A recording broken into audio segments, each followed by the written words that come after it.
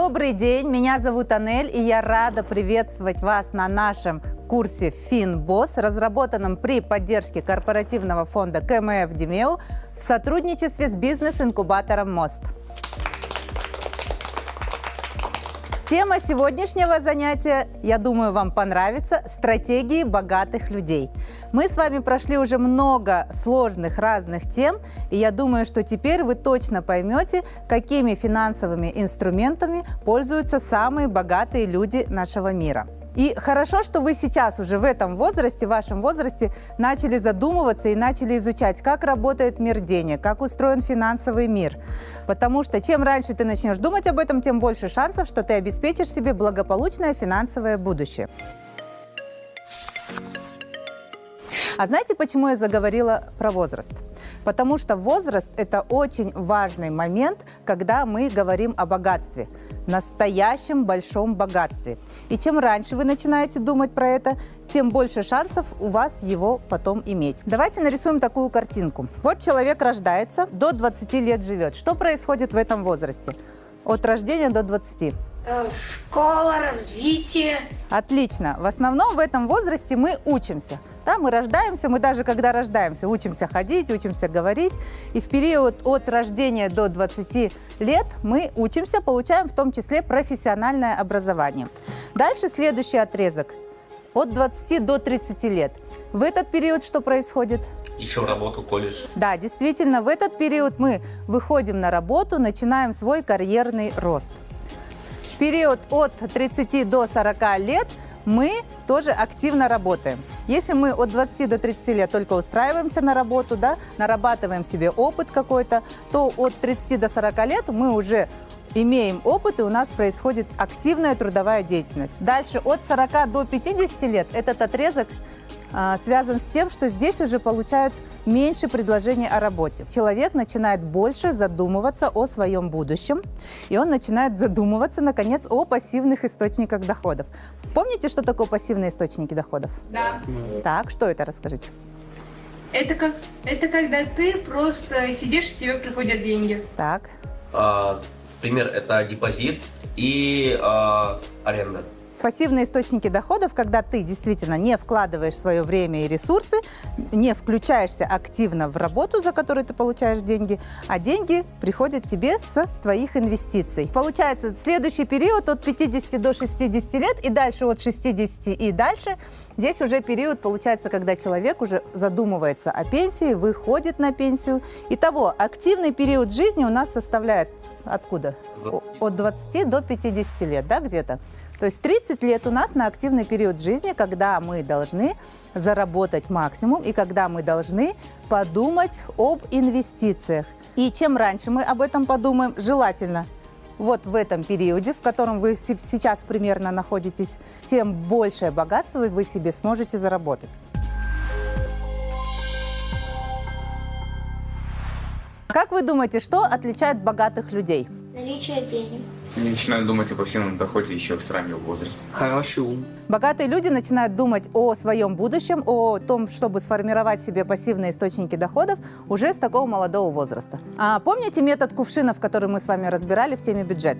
Человек, который хочет стать богатым, он с каждых своих доходов откладывает минимум 10%. Помните, в нашем методе у нас было 10% на инвестиции, а еще лучше откладывать 20%, 10% на инвестиции и 10% в резервный фонд. То есть получается, если со своих собственных денег, например, 5000, я буду откладывать по 10%, это 500, то...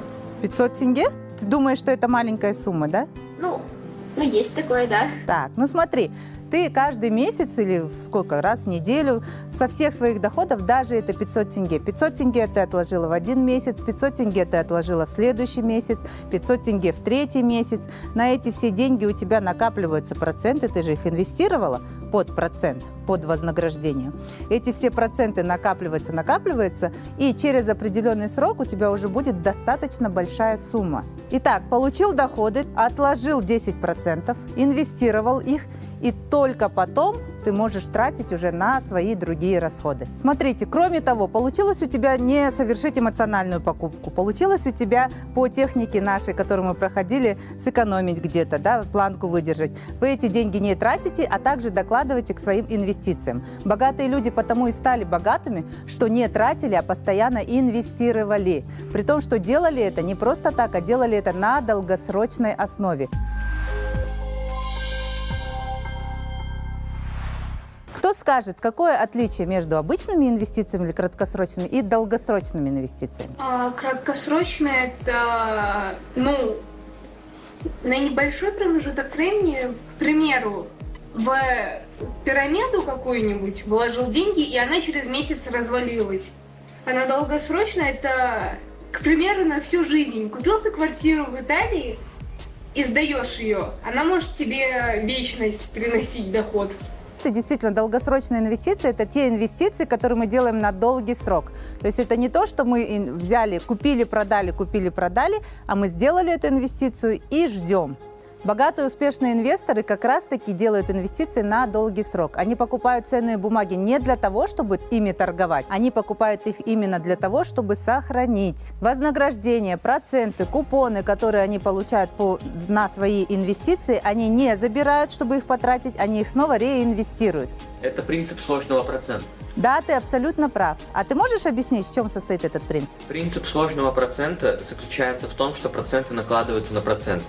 То есть, допустим, ты заработал 5% прибыли от какого-то проекта, то есть, в общем, 105% суммы. И эту же ты сумму инвестируешь в еще один другой проект или в этот же. И вот эти 105%, они еще увеличатся, на 3%, на 10%. И то есть 105, если ты просто бы 100% вложил бы и получил бы 10, у тебя было бы 110% от первоначальной суммы. А если ты 105% прибавляешь к ним 10%, то это получится 116,5 суммы. Да, действительно это так. Принцип сложного процента заключается в том, что проценты ты не забираешь, а постоянно их докладываешь. И получается, проценты еще больше капают на процент. И вот так и назвали сложным процентом. Как нужно вкладывать, чтобы мои инвестиции не обесценились? Хороший вопрос, и как раз-таки мы посмотрим, в какие долгосрочные инвестиции делают самые успешные инвесторы мира. Кто знает успешных инвесторов? Уоррен Баффет, Ричард Брэнсон. Илон Маск. Действительно, самые богатые инвесторы мира – это Уоррен Баффет, Джон Богл, глава крупнейшей инвестиционной компании Vanguard Group. Они инвестируют в индексные фонды. Что такое индексный фонд, спросите вы? Помните, мы говорили с вами об акциях? Что такое акции? Кто помнит? Это как и ценная бумага, можно сказать. Это часть компании. То есть, допустим, всего в компании 20 миллионов акций. Ее капитализация 20 миллионов долларов и всего 20 миллионов акций. То есть одна акция стоит $1, и, соответственно, если ты купишь 10 миллионов акций, то ты станешь владеть половиной компании. Да, действительно, акция – это ценная бумага, подтверждающая долю владения в определенной компании. Чтобы понять, акции каких компаний нужно купить, нужно постоянно следить за экономической ситуацией. За экономической ситуацией в мире, за экономической ситуацией в стране. Нужно понимать, как работает сама компания, рынок, отрасль, какие у нее перспективы. То есть постоянно быть в курсе событий. И если, например, случится что-то, какой-то форс-мажор, акции компании определенной могут упасть. Так как же сделать так, чтобы себя обезопасить и во что инвестируют долгосрочные инвесторы? Они инвестируют в индексные фонды.